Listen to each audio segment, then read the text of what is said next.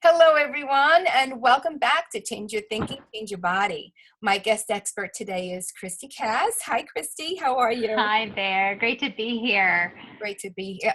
I'm so glad that you're here. I'm great to be here with you as well. I'm going to dive right into a short bio so that we can get right into the thick of things. You have a lot to share with us.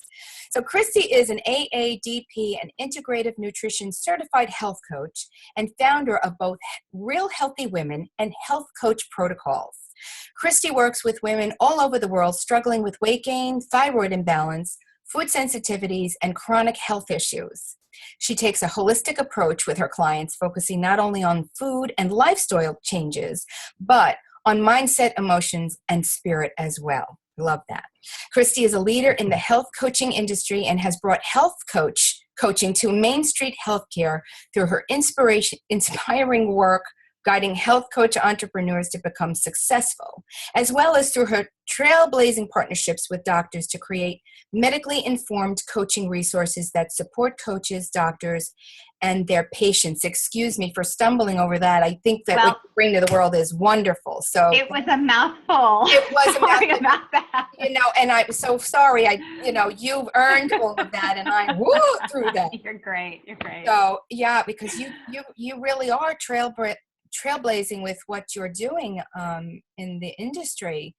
I don't think I've heard of anyone else doing what you're doing in terms of health coach and the whole healthcare integration. That's awesome. Well, it's a really powerful way, and I don't want to get off topic here, but Right. As a health coach, it's a really powerful way to not only expand your business, but to serve your clients on a significantly deeper level. And collaborating with healthcare medical professionals has given me just a tremendous amount of insight. Sure. And I've learned so much, which has been wonderful for my practice. And that's really been a gift. I bet you have. Yeah. The journey just takes you where you need to be, right? It does. And I really, truly believe that. And the more knowledge that you get, I love that you were able to integrate that and bring that to what we have even for today at this moment. So, and I know we talk a lot about, I love the whole mindset piece as with change your thinking, change your body. So Right. I'm looking at, mindset and how it impacts our food choices so that it gives us a role on how we can, talk a lot about what you have to bring here. So, wow. I think you and I both know just from our personal journeys how critical mindset is to what you choose to eat and how you choose to move your body. And the irony is it's like this catch-22, because what you eat and how you move your body impacts your mindset, and your mindset impacts. So you've got to cut that negative cycle somewhere. Yeah. And something that I work with my clients on that are struggling with that is you have to kind of act as if you just need to start doing it. You've got to put it, same thing in business. You just have to get things in forward momentum, forward motion, and the momentum will come. Mm-hmm. So it's making better choices one choice at a time. But from a mindset perspective, for me, that is so intimately connected to self-care and where you put yourself and your needs, and we all have different needs, where you put those needs on your to-do list, on that totem pole, because especially as women, we are nurturers by nature. We are givers by nature. We take care of everybody else and put ourselves way down at the bottom of the list. Yeah, it's crazy. It is crazy. It's just crazy where we got that from. It's just, yeah. We got it from our mothers and our grandmothers and our great-grandmothers, and it's generational. Yeah. And it's not that they've done anything wrong. Right. It was cultural. It's a patriarchal. I mean, I'm getting political here, but there's a patriarchal. No, it was though. Sense to our culture that still exists there. But I really see women and our divineness and the power of our femininity coming into the world in such a powerful way right now. There's so many more women entrepreneurs and so many more women helping and supporting and lifting up other women, which I think is so beautiful and powerful. But, we learned that behavior. I learned from my mom to take the smallest piece of meat or the least attractive looking thing on the plate when I'm serving dinner. I mean, I learned those were things that were modeled. She never said, "Oh, honey, give your husband the best steak." It's what you learn. You know, you've got to make sure that he gets off for the day, even if you're getting off for the day. And we just learn that by watching. And it's really revolutionary for many women to say, you know what, before I take care of anyone else, I'm going to take care of her first.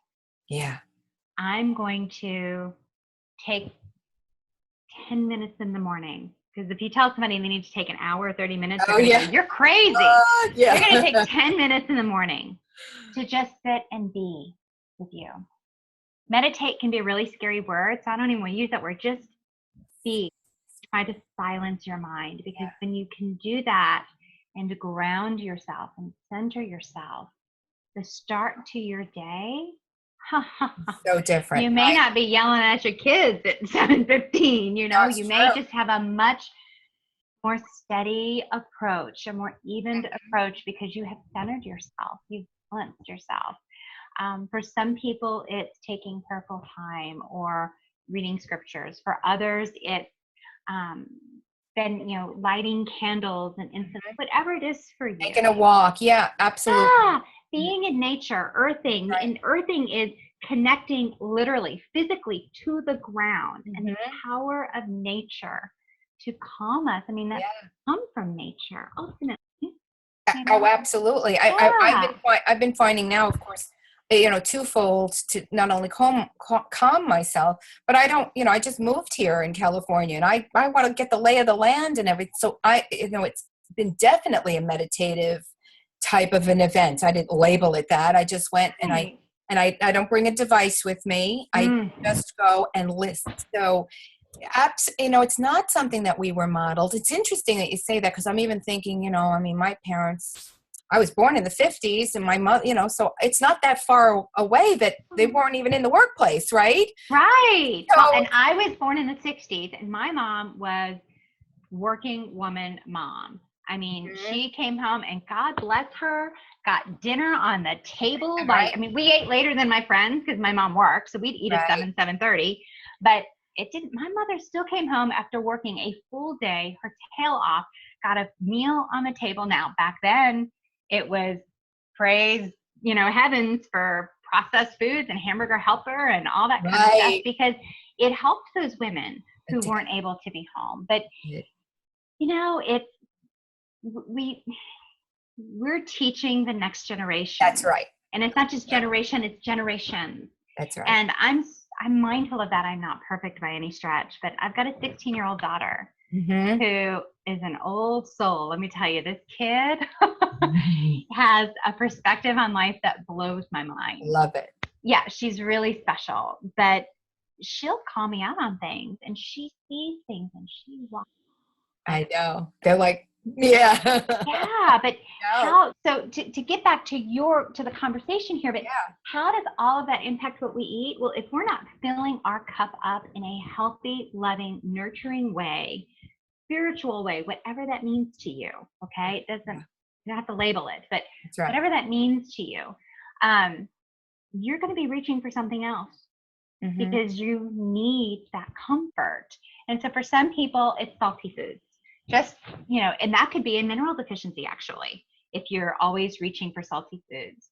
So FYI, if you notice that about yourself, make sure that you're eating high quality salt when you add salt to anything you're eating. And what I mean by high quality, I mean sea salt, Himalayan salt, Celtic sea salt.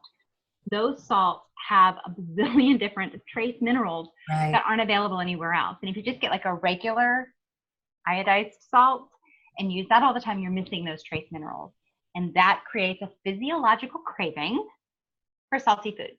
And so if you are not taking care of yourself and have those cravings, and it happens to be salty foods, I'm kind of giving you the cascade and how it all works together. So it's, you know, it's all interconnected and incredibly powerful.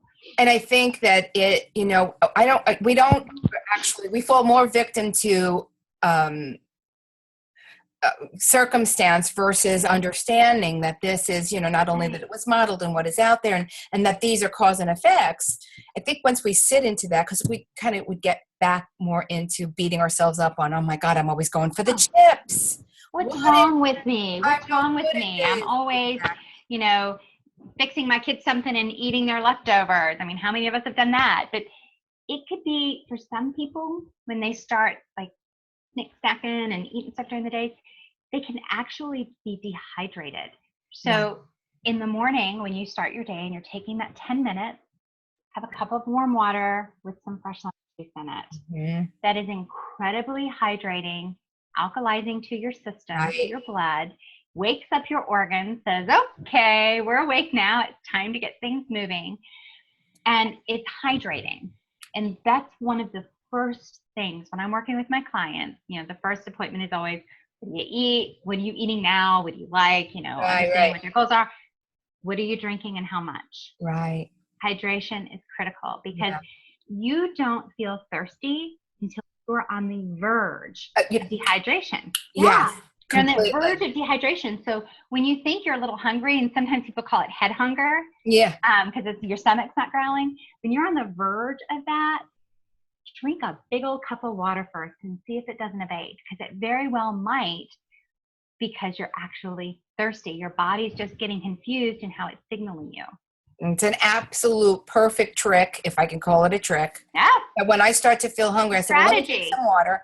Absolutely. Absolute strategy. Absolutely. Get it. And you know what? If you're still hungry 10 minutes later, if you go, you know what, then start thinking about what's the better choice for me to make for my body and for my nourishment. But, obviously I don't want you to not eat if you're hungry.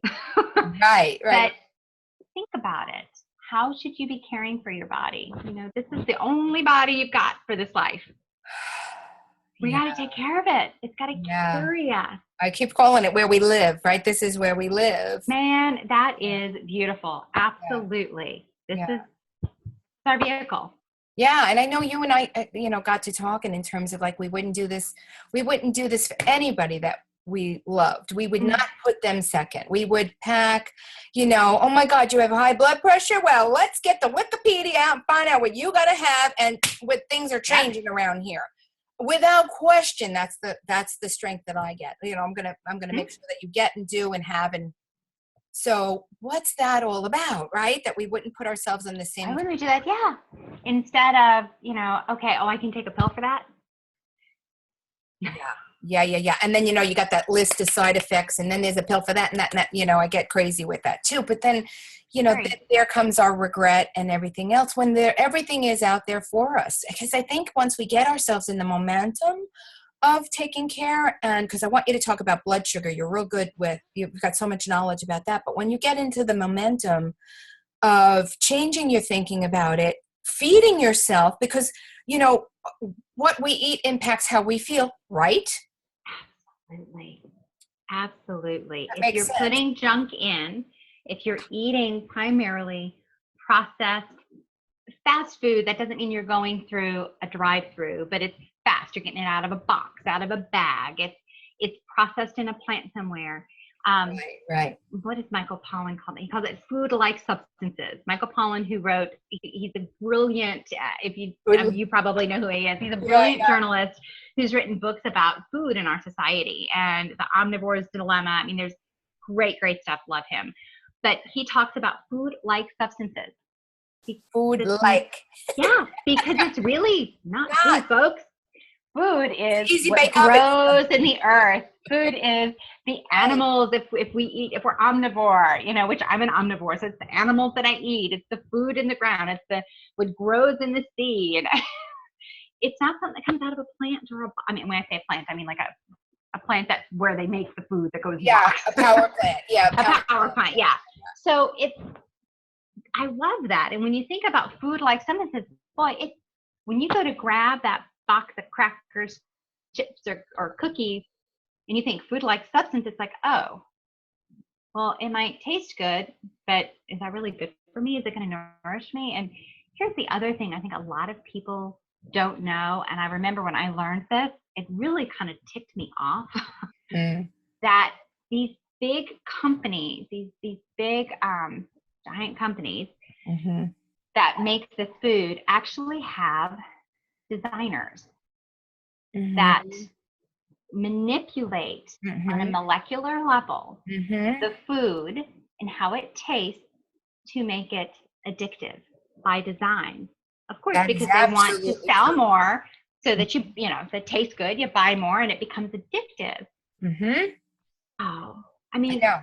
How does sneaky. that flip things upside down for you? That's just sneaky and not right. It's the chemical. When there's a whole bunch of information under the ingredients and you can't pronounce any of that and you don't know what it is, that's what we're talking about. Yeah. It's food that's designed to make you want more. And I can't blame them. We live in a great society that allows us to create the products that we want to create. But man, it makes me very wary. Yeah. Because they're not out for me. They're out for them. And they're not worrying about how that's going to impact my blood sugar and how hangry I get in the afternoon or how I can't sleep at night because I wake up at 3:00 in the morning. And I think it's my hormones, but they told me it might be my blood sugar because of the cookies I ate at 9:30. It's all interconnected. I had a bout with gluten. I know that's the buzzword of first of all, let me just say, when I was growing up, I never heard of any of this. Gluten. No, me neither. Gluten. I mean, I frolicked with people who ate peanut butter. You know what I mean? But it makes you go, what has happened? Because of exactly what you just said. Because of exactly what you just said, just the whole, so. And that the allergy thing is very real. I mean, I have a dear friend of mine from college whose daughter went into, as a little girl, sitting in the front of the grocery cart, going down the bulk food aisle of a health food store. It was just the dust from the nuts. And she went into anaphylactic shock. Yeah. How crazy. She can't be on an airplane. It's like something's wrong in our system, in our food system, that this has come to the forefront in the way that it has in the last 20 years. And part of that's the changes to the food and the big influx, kind of going back to that 1960s, 1970s, world for women where they all of a sudden had these great, fast, easy processed foods because they were working from 8 to 5:30 every day and needed something fast to get on the table for their family. And they were doing the best they could with what they knew and what they had. And the trust that they had in the industry. Yes, absolutely. Boy, is that a big one. It's a big one. Because don't lie to me. You're going to lie, why maybe I'm being naive here, but I would hope that you're not going to lie to me and all of that. But now, in light of everything and all the information that we have, now it's on me, honestly, because if I don't start reading and taking charge of this, well, this is my body. I want to trust you, but guess what? You kind of showed your hand, and now you have to build that back. Well, and I think that you just made a really critical point, Lucia, and that's that it is up to the individual. It's up to each and every one of us how we take care of ourselves and what the quality of our life is going to be, especially as we age. And you and I both know it gets tougher, man. The older you get, it gets tougher. And it's that you almost have to take more meticulous care of yourself the older you get in order to keep moving and grooving and doing the things that you love to do. Because we don't have that foundation of, I was fascinated. My mom's mom grew up on a farm, had her own farm until she was maybe 79 years old, 83, something like that. It was late 70s, early 80s. And so she ate food that she grew. They would kill a chicken and have it for dinner. She was in Kentucky. She smoked since she was a teenager, okay? Her whole life. She was super healthy up until the very end. Even though she smoked. And I swear, I told my mom, I said, it's because of the food she ate. Her body was nourished and her immune system could deal with that. Now, part of that was genetics, that it could deal with it, but it's not like she had emphysema from the time she was 40 years old, smoking since she was a teenager. Right. So it just shows you the power of food and the difference in the food that we eat today consistently. It's not typically grown in the ground. You pick it and you go cook it.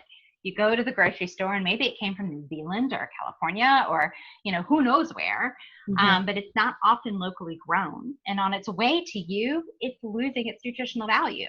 Right. Not telling everybody they need to go farm or cut a chicken head, snap off. Yeah, you don't have to go do all that. But if you think about those things, all of a sudden you're like, okay, well, I want to be making the better choices here and think about what I'm putting in my body. Yeah. And my mother used to tell me all the time, even. She says the stuff that, you use the toilet paper and then you can buy the cheap stuff, but not what you put in your mouth.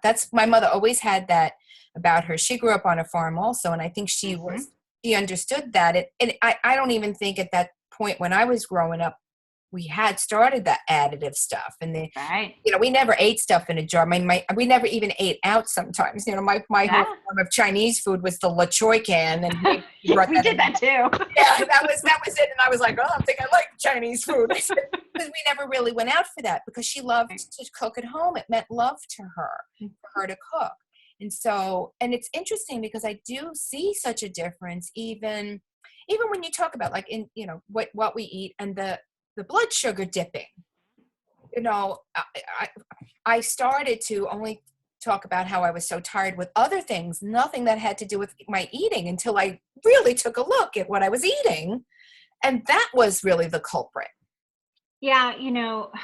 What we eat has a direct impact on our blood sugar regulation. Our blood sugar regulation has a direct impact in how we feel, oftentimes what our emotions are for the day, absolutely, how we sleep, how focused we are, how alert we are, is all impacted by your blood sugar. So, a great question to ask someone if you're trying to kind of see, if there's a blood sugar regulation issue is, when you wake up in the morning, are you hungry? Or when you wake up in the morning, are you nauseous?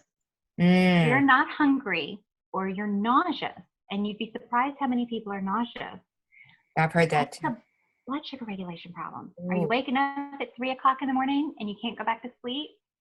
That could very well be a blood sugar regulation problem, that you're having such a severe dip in the middle of the night because you were having cocktails or wine or having sweets or heavy carb meal, anything like that that's going to spike that blood sugar before you went to bed late in the evening. You'll have such a drop in the middle of the night, it'll wake you up. If you're a night eater, if you wake up and have to go eat, man, you got a blood sugar problem. Ooh. If you are tired in the afternoon, people talk about that 2 to 4 o'clock slump where they just want to go take a nap. That's blood sugar. So if you start changing what you're eating, and this isn't like flipping a light switch, right? Baby steps. It's baby steps. It's leaning into it and making conscious choices and say, okay, this week I'm just going to focus to make sure that every morning when I wake up, within an hour of waking up, I'm not only going to have my 10 minutes and my cup of lemon water, I'm going to have some kind of protein. Right. Start my day off right versus having cereal or, waffles or something like that that's just going to set you up for a roller coaster. I highly recommend protein. And hey, I'm a big proponent of dinner for breakfast. It's actually incredibly healthy. If you have protein and vegetables, oh my gosh, try that for a week. Just make that one change. Have leftovers from the night before for breakfast. See how you feel. Yeah, and record it because you have to prove it to yourself. That's a great point. Just for and that's what I did for myself. If I needed to really pay attention, because my head was always, oh, stop, I'm waking up at night because I'm tired, Christy, you don't know what you know what I mean? I didn't want to believe that. It wasn't until you're in the hospital and now they're doing, the CB Chem 7, whatever they call the blood things, and now the blood tests, and now you're worried about the scared. And now, and they may tell you that you have a blood sugar issue. Now you're really paying attention. Why get to that place? And so I wanted to understand that because I did hear about everything that you just described in terms of blood sugar dipping. From 3 to 5, I could set my watch. I was so tired. I would go like this. Oh, it's 3 o'clock. And they'd go, oh, you're like a magician. I'm like, no, I feel it. It's like all of a sudden the fatigue. Well, that's actually a sign of insulin resistance. And there's a lot of information out there in the web, but I'm a big proponent of make sure that you're eating protein and a wide variety of vegetables. You don't have to mix all the carbs, but you want to balance them, and you want to be very judicious in choosing what you're going to have and when you're going to have it. Mm-hmm. Look, I have a glass of wine in the evening sometimes, not every night. Mm-hmm. Sometimes two if it's a Friday or Saturday night. But I'm also splitting that up with a cup of water in between, and I'm Right. eating. Yeah. I'm doing it so that it doesn't it's like mainlining sugar. It's like Right. I used to tell my kids when they'd want orange juice, I'm like, it's like mainlining sugar, guys. It's like just put it in an IV, let's not do that. It's going to set you up for a rough day. And that can make you, I use the term hangry. Right. And if anybody's been hangry, you know what I'm talking about, where it's like, if I don't eat something soon, I'm going to rip somebody's head off because I'm losing my mind. Or those people who come home from work and they got the shakes, they got the jitters while they're trying to, and they just have to go and eat like a handful of chips before they cook dinner. Yeah, crazy. Crazy. That's all blood sugar.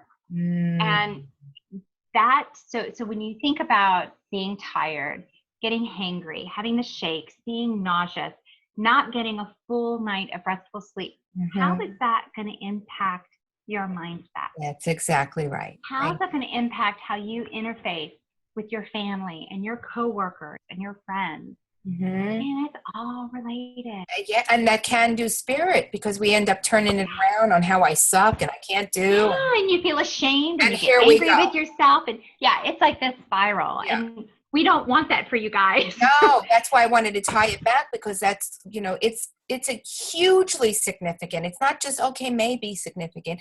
It's hugely significant. Right. To my, to where I think, to my behavior, my actions, well, where I think my emotions, and then my actions and the outcome. So absolutely, I've proven it for myself that that's the truth too. And now there's even more information here. So it's really about, now when you know better, you do better. And so now you decide though, where do I want to go with this? And if I were, the thing that I constantly remind myself of, if this were my kids or my lover, my best friend, I know I would do this. There would be no question. You wouldn't have to convince me to try to help you out there. I'd be right all on board. For me, it's a whole give and a take and a push. And I'm not at that place now, but I was at that place where it wasn't as important as I made it for everybody else. And really, if you're not, you are the most important. Because if we're not here and we're not healthy, then how can we serve our families, our friends, our community? It's really important to put yourself first, to take care of yourself, and some people go all like crazy and I say crazy because it's such a 180 when it comes to self-care, and that's really hard to sustain. So I'm such a big believer in doing one thing, and then once you master that and it becomes your new normal, throw something else in there that really resonates with you to take care of yourself. And there are lists all over the web for self-care, but do something for you, and it doesn't have to cost you a penny. I have to tell you what the first time, because it was uncomfortable for me way back in the day, and so I had like a family meeting, gather around. I told my family, I do not like the way I feel about myself. I don't like the way I behave with you. I am not bringing my I already know it, full spirit to you. I need your help, and here's what I'm going to do. What did they say? Okay, we'll help you. Sure, Mom. We'll do whatever we can. And then you're accountable. Yeah, and I was like, wait a minute. Why didn't I think that they would understand or support me? Why did I not think that? Because you thought you were supposed to be able to do it all. Exactly. And we can't. We are not superwoman. Nobody is. Exactly. And you can be the most superwoman you can be when you take care of yourself. That's it. But you got to hang up well, I'm going to tell you, come out to your family if that's what you need. Seriously, they were there, and I was like a weeping mess because I was so upset with myself for not trusting and believing in my family. I'm like, why wouldn't I do that? It was a tape I was playing in the back of my head, though. They wouldn't understand. It would be, back in the day, selfish was very mean, and it was not a good thing to say. So selfish. It's not about being selfish. It's about that self-care is critical. It is not even like, oh, maybe I hope you choose it. It's critical. Well, and I'll tell you, when you're going through particularly busy or challenging times, we, on a personal level right now, we've got a lot going on. I've got my business, we've got our house on the market, looking at moving. My mom's been in and out of the hospital, so I've been spending the night there. And I had my health coach friend look at me and go, what are you doing for you? And I'm a health coach that preaches self-care, right? And I'm like, that's okay. Man, you are right. Okay. What am I doing for me? I need to think about that, because I was going to empty my cup and I needed to be filling it up. That coaches need coaches too. Accountability is huge. So I'm sorry to interrupt you, but No, but the point is that when you have a lot going on, whether it's even positive things or negative things, that self-care piece can so easily get lost in the shuffle. So this is a gentle, loving reminder. That's a loving reminder to take care of you. One step, one little step. And I know you have a really great free gift. Tell us about that. I do. I have something called Tame Your Inner Hangry Beast. Hangry Beast. I love it. And in this ebook, I've got some simple tips of some things that you can do to begin to tame your inner hangry beast. And then I'm also sharing with your audience 3 days worth of recipes, and so here's if I was taming my inner hangry beast, here are the things that I would be eating throughout the day. And I'm sharing some delicious recipes that aren't weird and scary. They don't have weird ingredients. They're just normal, good, healthy recipes that your kids will like too, and your husband. Excellent. Yeah, because then you get a nice mainstay of go-to recipes that everybody I mean, if you have 3 days worth, and then you can double that and do it for a week. Yeah. Beautiful. Then you'll have, okay, I can do this, and it's inspiration for what you can do next.